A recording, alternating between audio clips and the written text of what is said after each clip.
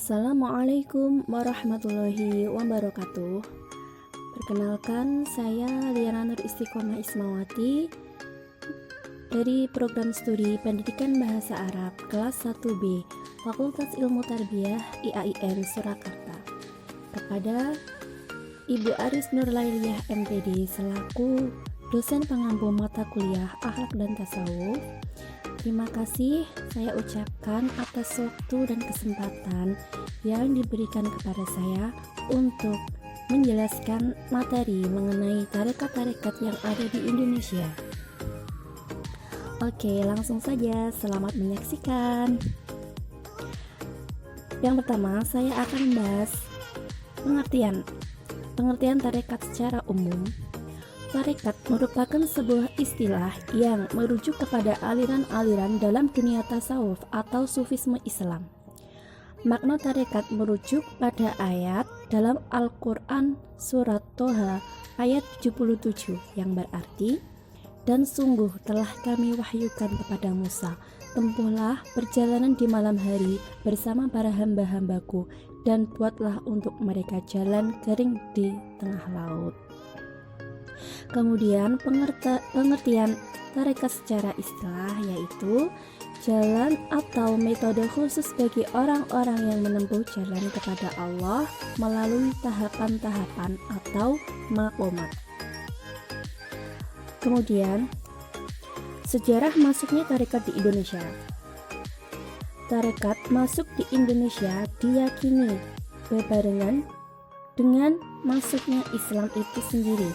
Awalnya, tarekat hanya berkembang di daerah sekitar istana, tetapi mulai abad ke-18, tarekat mulai tersebar ke seluruh Indonesia dengan banyaknya orang yang pergi ke Mekah dan Madinah.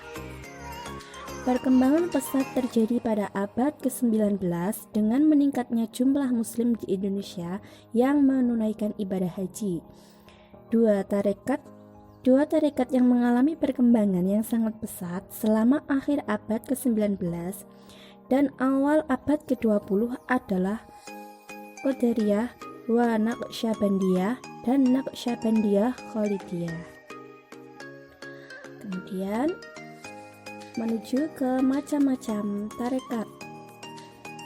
Yang pertama ada tarekat Naqsyabandiyah. Tarekat Naqsyabandiyah merupakan salah satu tarekat sufi yang memiliki cukup banyak pengikut di Indonesia. Naqsyabandiyah sendiri berasal dari kata Naqsyaban yang merupakan gelar pendirinya, Syekh Naqsyaban. Sementara tambahan ya merupakan ya nisbah yang berarti pengikut, sehingga makna Naqsyabandiyah berarti pengikut Syekh Naqsyaban. Setiap tarekat sufi memiliki ritual dan akidah tertentu yang membedakan antara satu tarekat dengan tarekat lainnya, tak terkecuali tarekat Naqsyabandiyah. Tarekat ini memiliki ritual khusus dalam peribadahan maupun akidah yang membedakannya dengan tarekat lainnya. Sejarah tarekat Naqsyabandiyah. Tarekat ini pertama kali muncul pada abad 14 Masehi di Turkistan. Pencetusnya bernama Muhammad bin Muhammad Bahauddin al-Bukhari yang kemudian mendapatkan gelar Syekh Naqsyaban. Dia dilahirkan tahun 618 Hijriah dan meninggal pada tahun 719 Hijriah atau hidup antara tahun 1317 sampai 1389 Masehi. Akidah dan keyakinan tarekat Naqsyabandiyah. Bagian penting yang membedakan antara satu tarekat dengan tarekat yang lain adalah masalah akidah. Setiap tarekat memiliki akidah dan ritual ibadah yang menjadi andalan mereka. Berikut beberapa keyakinan dan akidah yang dianut tarekat Naqsyabandiyah. Pertama, Naqsyabandiyah memiliki keyakinan bahwa pendiri tarekat pertama adalah Abu Bakar As-Siddiq. Abu Bakar mengamalkan zikir dan wirid Naqsyabandiyah dengan mengkarantina diri untuk berzikir dan tidak putus hingga masuk waktu subuh. Ketika itu banyak orang mencium bau daging panggang. Kemudian Nabi Shallallahu Alaihi Wasallam mengabarkan bahwa itu adalah bau hati. Abu Bakar karena saking banyaknya berzikir kepada Allah. Kedua, mereka berkeyakinan bahwa orang yang tidak mengikuti tarekat Naqsyabandiyah, dia berada dalam bahaya agamanya. Dan doktrin semacam ini bisa dipastikan ada dalam setiap firqah dan aliran kepercayaan. Karena di antara metode untuk mengikat pengikutnya adalah dengan memastikan bahwa mereka yang paling berhak dengan surga. Kemudian yang ketiga, pengikut Naqsyabandiyah menyikapi para tokohnya yang sudah mati sebagaimana ketika layaknya orang hidup.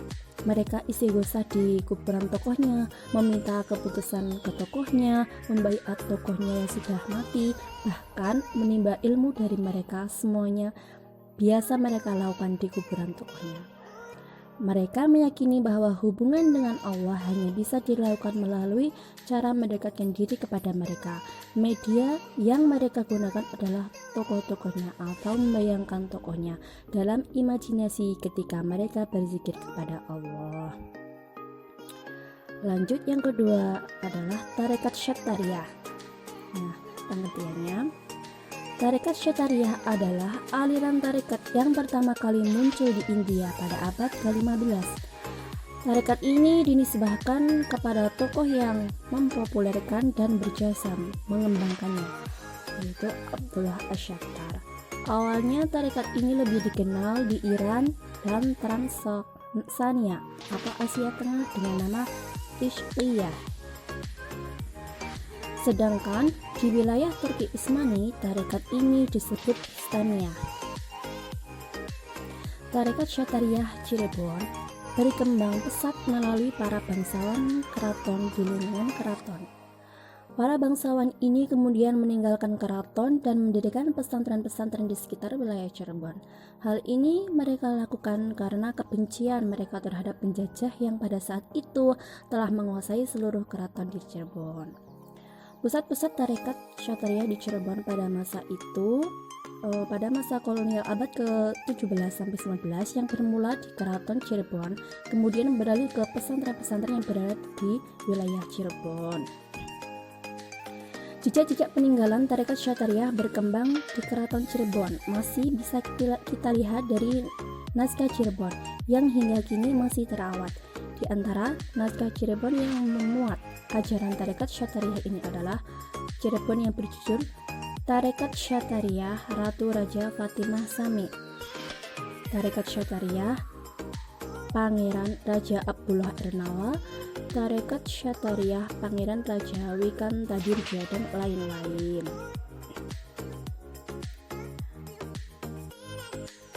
Para sufi lainnya, jika sufi ini termasuk Maulana Muhammad Siddiq Sahab. Pemimpin ordo ini saat ini adalah Sayyid Mustaq Husain Ali Mas Qadri Satari. Tarekat Rifaiyah khususnya pertama kali muncul dan berkembang luas di wilayah Irak bagian selatan. Pendirinya adalah Abul Abbas Ahmad bin Ali Ar-Rifai. Ia lahir di Korea Hasan dekat Basrah, Irak bagian selatan pada tahun 500 Hijriah atau 1106 Masehi. Sedangkan sumber lain menyebutkan ia lahir pada tahun 512 Hijriah atau 1118 Masehi. Abu Bakar Aceh dalam buku Pengantar Ilmu Tarekat, kajian historis tentang mistik memaparkan Ar-Rifai menghabiskan hampir seluruh hidupnya di wilayah Irak bagian selatan. Sewaktu berusia 7 tahun, ayahnya meninggal dunia. Ia lalu diasuh pamannya, Mansur al-Bata'ihi, seorang syekh tarekat. Selain menuntut ilmu pada pamannya tersebut, ia juga berguru pada pamannya yang lain, yaitu Abu al-Fadl Ali al-Wasiti, terutama tentang mazhab fikih Imam Syafi'i pada usia 21 tahun. Ia telah berhasil memperoleh ijazah dari pamannya dan khirqah 9 sebagai pertanda sudah mendapat wewenang untuk mengajar.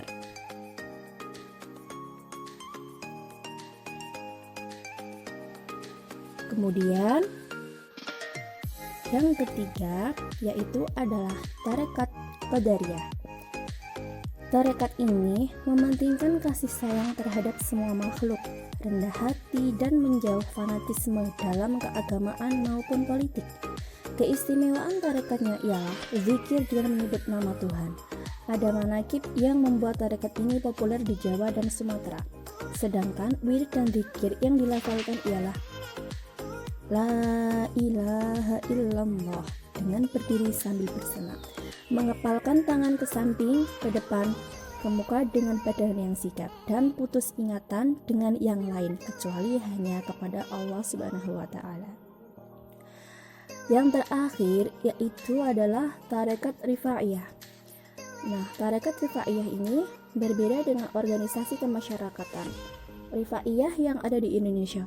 Ormas Rifaiyah didirikan oleh Syekh Haji Ahmad Ar-Rifai Al-Jawi bin Muhammad bin Abi Suja bin Sutowijoyo, lahir pada 9 Muharram 1200 Hijriah atau 1786 Masehi, Desa Tempuran, Kabupaten Kendal. Tarekat Rifaiyah yang juga merupakan tarekat Sufi Sunni ini memainkan peran penting dalam pelembagaan Sufisme. Di bawah bimbingan Ar-Rifai, tarekat ini tumbuh subur. Dalam tempo yang tidak begitu lama, tarekat ini berkembang luas ke luar Irak, di antaranya ke Mesir dan ke Suriah. Hal tersebut disebabkan murid-murid tarekat ini menyebar ke seluruh Timur Tengah. Dalam perkembangan selanjutnya, tarekat Rifaiyah ini berkembang di kawasan Anatolia di Turki, Eropa Timur, wilayah Kaukasus, dan kawasan Amerika Utara. Para murid Rifaiyah membentuk cabang-cabang baru di tempat-tempat tersebut. Setelah beberapa lama, jumlah cabang tarekat Rifaiyah meningkat dan posisi syekh pada umumnya turun-temurun. Tarekat ini juga tersebar luas di Indonesia, misalnya di daerah Aceh, terutama pada bagian barat dan utara, di Jawa, Sumatera Barat, dan Sulawesi. Namun, di daerah Aceh, tarekat ini lebih dikenal dengan sebutan Rafai, yang memiliki makna tabuhan Rabana yang berasal dari perkataan pendiri dan penyiar tarekat ini. Meskipun terdapat di tempat-tempat lain, menurut Esposito, tarekat Rifaiyah paling signifikan berada di Turki, Eropa Tenggara, Mesir, Palestina, Suriah, Irak, dan Amerika Serikat. Pada akhir masa kekuasaan Turki Utsmaniyah atau Ottoman, Rifaiyah merupakan tarekat penting. Keanggotaannya meliputi sekitar 7% dari jumlah orang yang masuk tarekat Sufi di Istanbul. Demikian penjelasan dari saya. Banyak kesalahan mohon dimaafkan. Semoga bermanfaat. Sekian, wassalamualaikum warahmatullahi wabarakatuh.